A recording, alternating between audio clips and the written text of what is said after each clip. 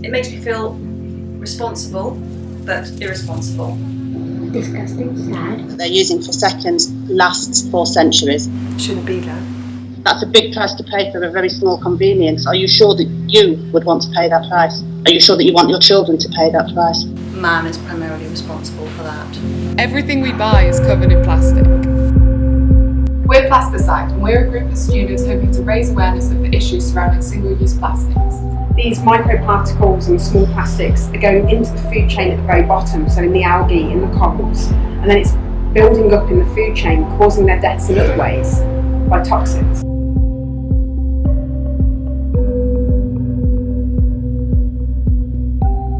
Often blown from landfills into the sea. So landfill sites, you think, oh, that's not going to affect the oceans, but it is being blown straight from there into the seas.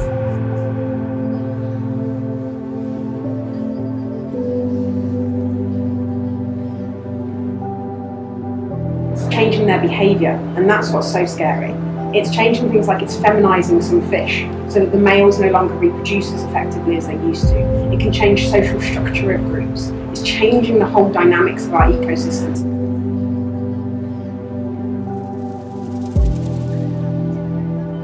Well, sometimes if plastic breaks down because it's not biodegradable and it breaks down into really small pieces, and then those pieces are toxic and then fish eat it and they can die. Ingest the plastic, are strangled by the plastic, that immediately causes their death.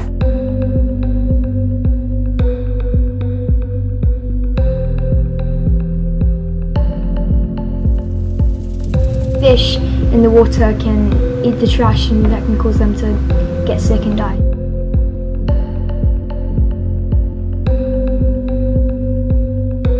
I recycle as much as I can, but I'm not sure where all my recycling actually goes. Maybe I should.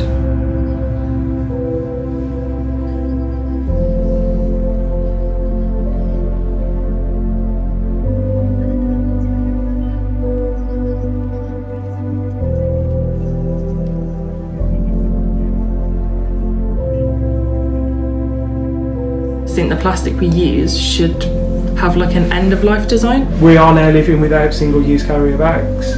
If we can live without single-use carrier bags, then there's no reason why we can't live without single-use things.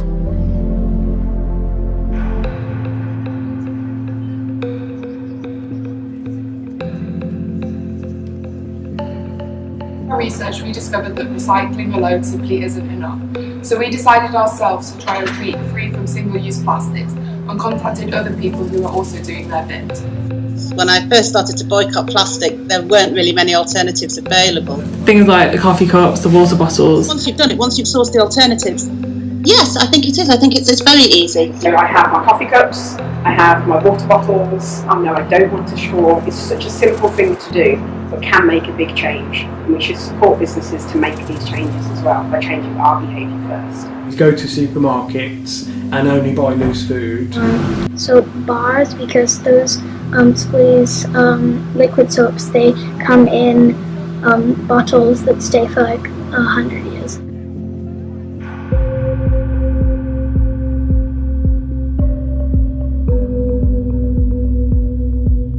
Consumers want to buy ethical products.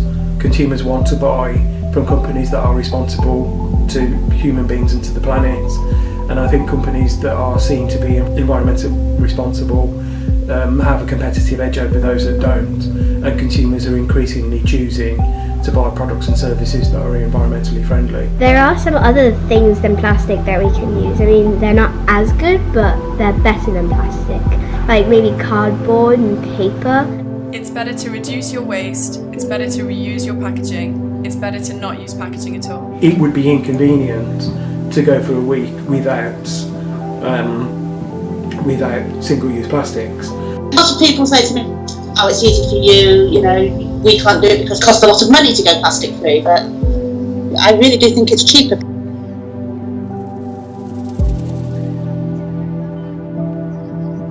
I conducted my own plastic-free week, and I found when you walk into the supermarket, everyone wants you to put your loose fruit and veg into plastic bags. Don't. No one bats an eyelid at the checkout. So for my plastic-free week, I took a Tupperware box to the supermarket to meet a dough counters and asked them to put it in without the plastic packaging. absolutely no issue with it whatsoever.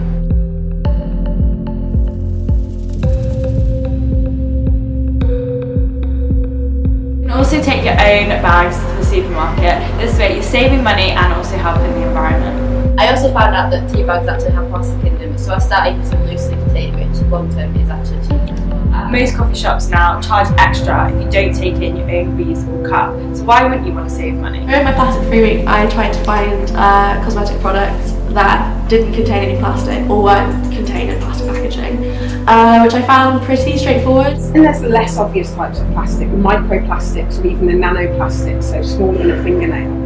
And that goes straight down our drains. So things in our face wash, our toothpaste. I find it quite exciting that shops and stores are investing time and money into developing products that don't contain plastic and don't need to be contained in plastic. After my plastic free week, I realised that it really changed my mindset on what I was doing and what I was eating and what I was buying. And in terms of plastic, I think after my plastic free week, it made me very, very aware of how much is used and how much is thrown away. Months after, I still am very conscious of how much plastic I use. So I use reusable water bottles and a reusable coffee cup and things like that. And I really have tried to cut down on my use of plastic after my plastic free week. Being a student, I was worried it'd be more expensive. It actually worked out cheaper. We've created a website, Facebook page and Instagram page where you can read about our own experiences and tips to help you enjoy a plastic-free life. So why not set yourself the challenge and head over to our website to pledge for your own plastic-free week. Even your small contribution can have such a big impact. Share the knowledge so that we can all progress faster. We all make a change. Supermarkets will soon realise that we want plastic-free options, and soon you'll be able to do a plastic-free full shop in your local supermarket. We started with the simple goal of raising awareness of the problems surrounding single-use plastics when we realised that a plastic-free week would be the best possible solution. This will be held in the final week of June, starting on the 25th. Once you pledge online, you'll be emailed a plastic-free guide full of tips and tricks to help you get the most out of your plastic-free week. In the guide, we've included everything you could want to know, from tips for your home and bathroom to social events for you to get involved with. Have a flick through to get the most out of your plastic-free week. Let us know about your plastic-free journey on social media. We're really excited to have you on board and can't wait to have you join our plastic-free team. Go Plasticide!